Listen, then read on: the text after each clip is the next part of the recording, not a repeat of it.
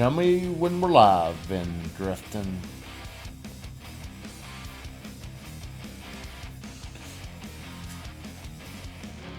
Says we're live, everybody. Happy Tuesday. Happy hot Tuesday here in Murfreesboro, Tennessee. It's going to be a scorcher. I mean, it is going to be extremely hot. If you're on here and you're lucky enough to be indoors in AC, would you do me a favor? Like, comment, and share the stream. I really, really would appreciate it. Elijah, congratulations for being first. There's not many people here right now, so it's easier to be first, but you were first. Congratulations.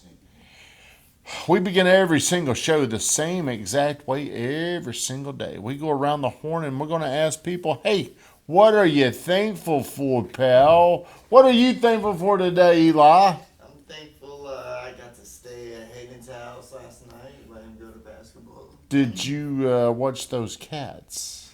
I did. You did? Watched those cats. Do you have a favorite cat of his?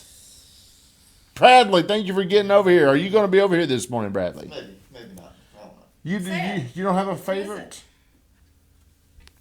Ghostface pretty fire, bro. Yeah. You like Ghostface? Do you have a picture of Ghostface? Is Ghostface Both of them. is Well- Mateo the gray one or the black one? Mateo is the gray one. So Ghostface is the black one. Mm-hmm. Okay, well, good. Now we know. You ought to bring the cats in one day. In their backpack, don't they have a backpack? Do they have a way that they can travel safely? Allie, what are you thankful for this morning?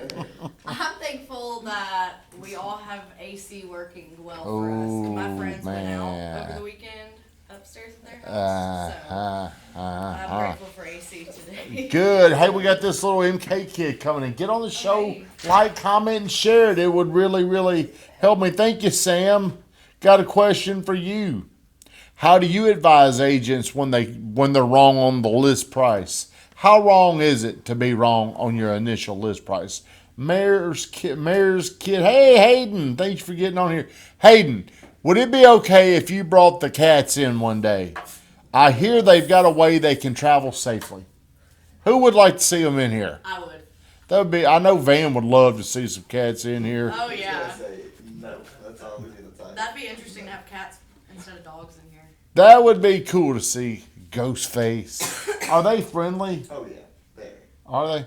What are you thankful for, MK? I'm thankful for I got this new hair shampoo. It smells good. Oh, good. Hey, it's very tough guy. Got a real tough guy over there. Okay.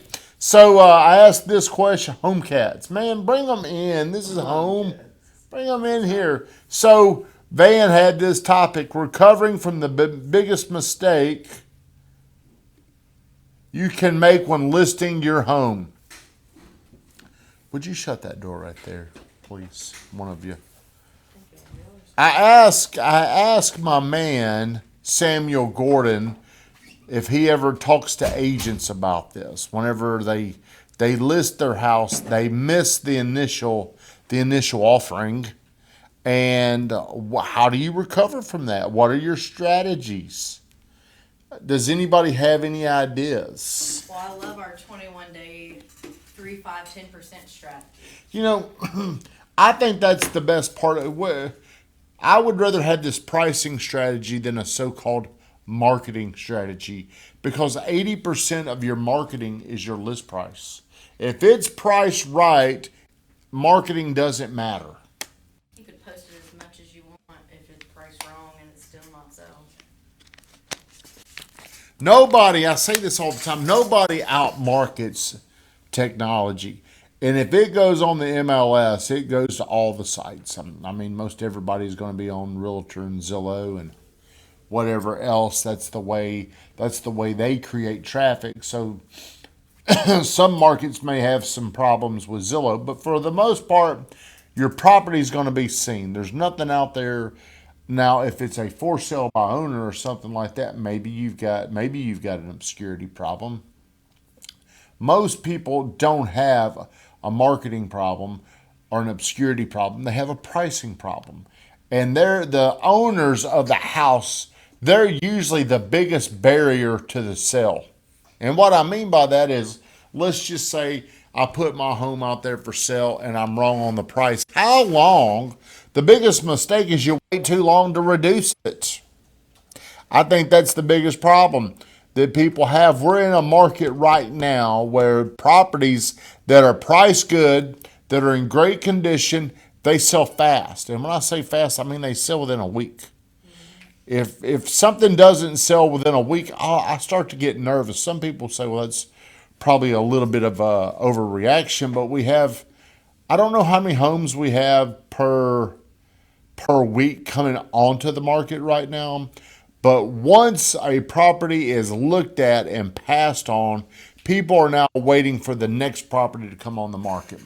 There's a stall. Very seldom do they go back and look at things they've already passed on. They're looking for the next thing that's going to come out. So the biggest mistake people make is they don't have a plan in place. They're emotional and they get a showing. I've seen people, let's not reduce it until the open house. After the open house, let's not reduce it until this person right here comes and looks at it. You need a plan in place, and I think our plan makes the most sense.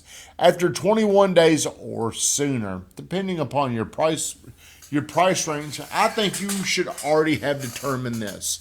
After 21 days, based on showings, it's a showing model. If we've had 8 to 10 showings, no offers, you're overpriced. A fraction, 3% is where I would start. You're probably about 3% over. If you've had 10 showings and no offers, you're a little bit overpriced. I would go ahead and I would aim for the 3%. So if we had a $400,000 house, I would go ahead and reduce it within 21 days by $12,000. And most of the time, whenever people do this, these numbers usually, it's amazing how they play out. If you've had, let's say, half the showings, 5, 6 showings in 21 days, no offers, I'm thinking you need a 5% reduction. A 5% would take you from $400,000 to about $379,900. You need about $20,000 knocked off. Most people make this bad mistake of, well, let's reduce it 5,000 or let's reduce it 10,000. The stats say this, 3, 5, and then if you're getting no showings or 1 or 2, you're 10% off. So if I started at 400,000, Mayor, I've had 2 showings. Where do I need to go to? That'd be 470. No, I'd be going the other way, down. You said you started at 480. Did I? Yeah. Well, You said 400. I thought you said 480. what'd I say, Eli? You're not listening. I agree. I thought you said 479.9. Well, I'm going the Maybe wrong. I'm not listening. I thought I said, well, I meant to say 3. So, you know what? We can go back and see who's right or wrong. Van, what did I say? I was typing you a message, so I wasn't listening. Fuck. That's crazy. Well, if you're no showings or a couple of showings at $400,000 initial list price, you need to get it down to $360. So if I wasn't clear, I apologize. Van asked this: are there any other strategies that might work besides price reductions? At the end of the day, it really just comes down: can you get something priced right? There's other things you could do. People don't buy because of price; they buy based on perceived value. So, Van, yes, there are some things you could do. You could add value somehow to that house. So But would either it? way, they're coming out of their pocket more. But it would be easier to go ahead and just offer money. Yeah, because they're losing money if they drop it, but they're coming out of their pocket and losing money if they put money into it to add value. Correct. Well, I'll say this. Let's go back from the beginning. If people do not spend the money to get their house to a top level of condition appeal, like paint and carpet, people are they're going to double down on what it would cost. Let's just say we had to paint and carpet this room. I'm going to say it's going to be twice what it would because I've actually got to come here and do it. Now there's a convenience fee on there. But most of the time, if you paint and carpet, you're going to probably double what you actually spend on it. So it depends, Van. Does your house, are you in tip top shape? Do you need to make some repairs? What do you think? What do you mean? What would be a scenario you could think of, man? Well, I mean, I'm thinking of my actual listing right now. I mean, the house is in great shape. They painted, they've maintained it well. There's a lot of convenience upgrades, a lot of cool things in there. And so I'm just not, my sellers are like, well, what can we do? We need to send out emails. We need to put it on social media. They keep suggesting things that we should do. Yep. And I just don't ever remember seeing that stuff really work that well. Well, it doesn't, because the only thing that's going to work is if the market sees more value added to the house. Emailing me does not add value. Boosting the post does not add value. What adds value is, could they add something outdoors? Could they create this? Could they add landscape? What could they do that's going to add value? Most of the time, hey, almost every time, what you add is going to cost you time and money to do. It's probably easier just to, it would be easier to just go ahead and drop the price. Von Grafton, shut us down.